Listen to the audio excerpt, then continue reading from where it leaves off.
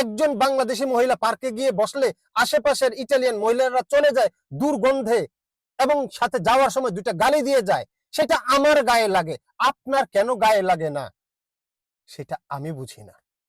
একজন মানুষ যখন পানের পিচকি ফেলে, একজন মানুষ যখন লুঙ্গি পরে রাস্তায় বের হয়, সেটা আমার গায়ে লাগে, বিকজ আমি বাংলাদেশি। ইটালিয়ান বা আরেকজন অন্য দেশের মানুষ এটাকে নাক ছিটকায় কিংবা একটা বকা দেয়, একটা গালি দেয়, কখনো সরাসরি দেয়, কখনো অগোচরে দেয়, সেটা এজ এ বাংলাদেশি পার্সন হিসাবে আমার সেটা গায়ে লাগে। আপনার কেন লাগে না সেটা আমি বুঝলাম না। বাহ, আপনারা জয়যুক্ত হয়েছেন, বস্তিবাসীরা জয়যুক্ত হয়েছেন। আপনাদেরকে নিয়ে অনেকে এখন ভিডিও করে আমার বিরুদ্ধে, অনেকেই ভিডিও বানাচ্ছে।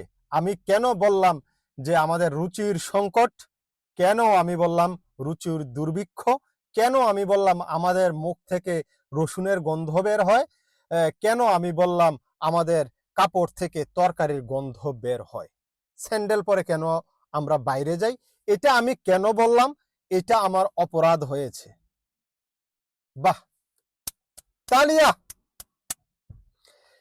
লাস্ট কিছুদিন ধরে আমি এই প্ল্যাটফর্মে ভিডিও আপলোড করছি।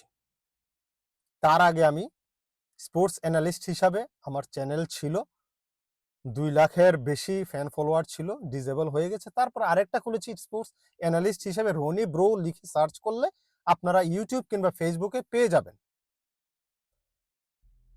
তারপর যখন দেখলাম যে আসলে আমি এই কমিউনিটির অংশ, এখানে আমার প্রায় 20 বছর হতে চললো, কিছু কিছু ব্যাপার যেগুলো আমার চোখে লাগলো, যেগুলো আমি মনে করি যে আমরা বাংলাদেশি হিসাবে বাংলাদেশির মান সম্মান কমাচ্ছি, বিভিন্ন রকম অপরাধ জনিত কাজে আমরা জড়াচ্ছি, বিভিন্ন রকম অসঙ্গতিপূর্ণ কাজ আমরা করছি, সেটা নিয়ে কথা বলা উচিত। তখনই আসলে আমার এই পেজ, এই চ্যানেলটা খুললাম। 20 দিনও হয় নাই, 15 দিন হয়েছে। তো সেইখানে বিশেষ করে আমি সচেতনতামূলক ভিডিও আপলোড করেছি যে বাংলাদেশের কি কি কুকর্ম করছে, কেন করছে, কিভাবে আসলে দেশকে রিপ্রেজেন্ট করা যায়, এগুলা নিয়ে। তো লাস্ট যে ভিডিওটা আমি বলেছিলাম যে বস্তিবাসী মুখ থেকে দুর্গন্ধ বের হয় বা বস্তিতে ভরে গেছে, এটা নিয়ে আমাদের ইটালির এক আপু, আমি ওনাকে অনেক রেসপেক্ট করতাম, প্রায় সময় ওনার ভিডিও আমার সামনে আসতো। উনি বিভিন্ন সময় ইটালির নিয়ম কানুন নিয়ে বা বিভিন্ন রকম বোনাস সুবিধা নিয়ে অসুবিধা নিয়ে ভিডিও করতো, আমি দেখতাম। তো ওনাকে কেউ একজন হয়তো আমার লিঙ্কটা দিয়েছে, এবং বা হয়তো উনি দেখেছে, দেখার পর উনি আমার বেশ সমালোচনা করেছে, আমাকে বিভিন্ন ভাবে উনি হয়তো কিছুটা শিক্ষিত, যার কারণে মার্জিত ভাষায় আমাকে বলার চেষ্টা করেছে। তবে আমি আপুকে বলতে চাই, আপনি হয়তো আমার ভিডিওগুলো দেখেন নাই, এবং এটার সারমর্ম হয়তো আপনার বুঝতে কোনো রকম প্রবলেম হয়েছে।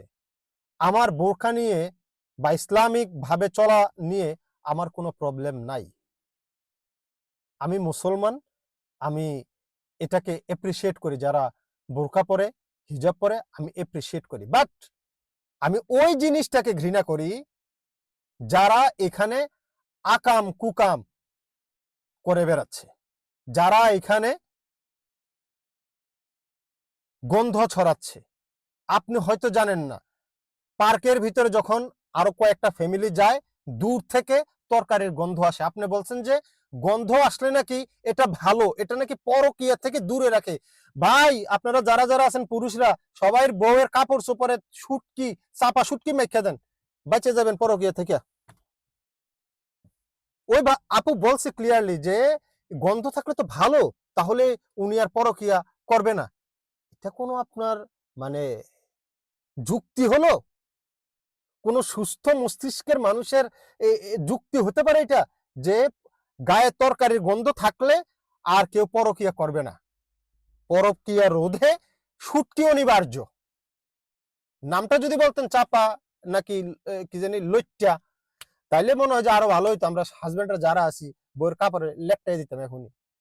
তো এনিওয়ে, আপনি কেন এই ধরনের কথা বললেন, সম্পূর্ণ ভিডিও কি দেখেছেন কি দেখেন নাই, এটা আসলে আমি বুঝতেছি না। কারণ আমি কখনোই বলি নাই যে বোরকা পরে বের হলে এটা খারাপ। আমি বলেছি তারা এইভাবে বের হয় যে তাদের গায়ে থেকে গন্ধ বের হয়। রান্না বান্না শেষে যে কাপড়টা চেঞ্জ করে বের হওয়া উচিত সেটা আমি বলেছি। আপনি হয়তো জানেন না, যারা পুরুষরা বাসে চড়ে, আমাদের এখানে ভেনিসে ম্যাক্সিমাম পুরুষরা বাসে করে ফিনকান্তিরিতে যারা কাজে যায় কিংবা ভেনিসে কাজে যায় বাসে করে যায়, গাড়ি থাকলেও বাসে করে যায়, কারণ ওখানে parking problem.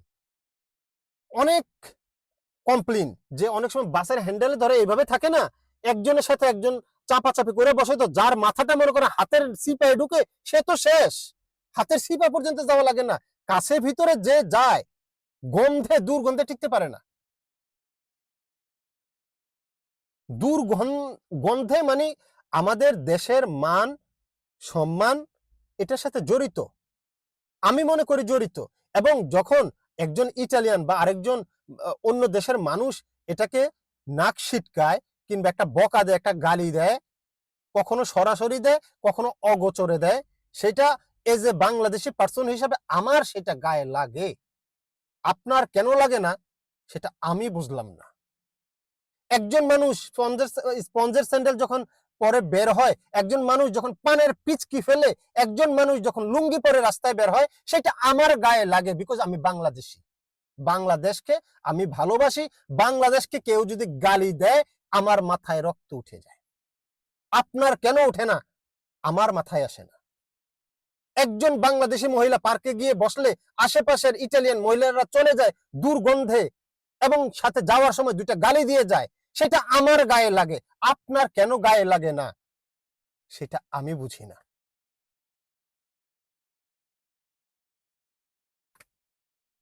Well done well done well done, খুব ভালো ভিডিও বানিয়েছেন আপনি, আমি দেখছি পুরো 17 মিনিট আমি দেখছি। আপনি বলেছেন আমার চোখ কেন অন্য নারীর দিকে যায়, আপনি বলেছেন আমার চোখ কেন ওই মহিলার পায়ের দিকে যায়।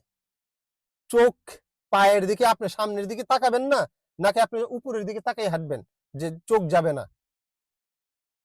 আমি কি কোনো অশ্লীল কথা বলেছিলাম তার ড্রেস আপ নিয়ে? আপনি বলেছেন অর্ধুলঙ্গ হইলে কি ভালো হইতো, আমি তো এই ধরনের ওয়ার্ড ইউজ করিনি আমার ভিডিওতে, কারণ আমি জানি আমার ভিডিওটা আমার ওয়াইফ দেখবে, আমার মা দেখতে পারে, আমার সন্তান দেখতে পারে, এই ধরনের ল্যাঙ্গুয়েজ আমি ইউজ করি না। আপনার মুখে আসছে অর্ধুলঙ্গ নিয়ে আমি তাকাই, পরনারীর দিকে তাকাই।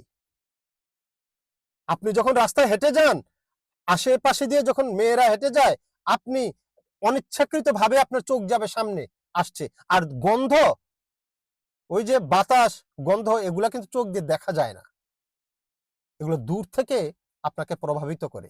আপনি বুঝতে পারেন যে ডালে বাগার দিয়ে আসছে, না হয় শুটকির ভর্তা খেয়ে আসছে, কিংবা কোনো কিছু করে আসছে রান্না বান্না, ওই গন্ধটা বাংলাদেশি গন্ধ, এটা 10 হাত দূর থেকে হলো চিনা যায়।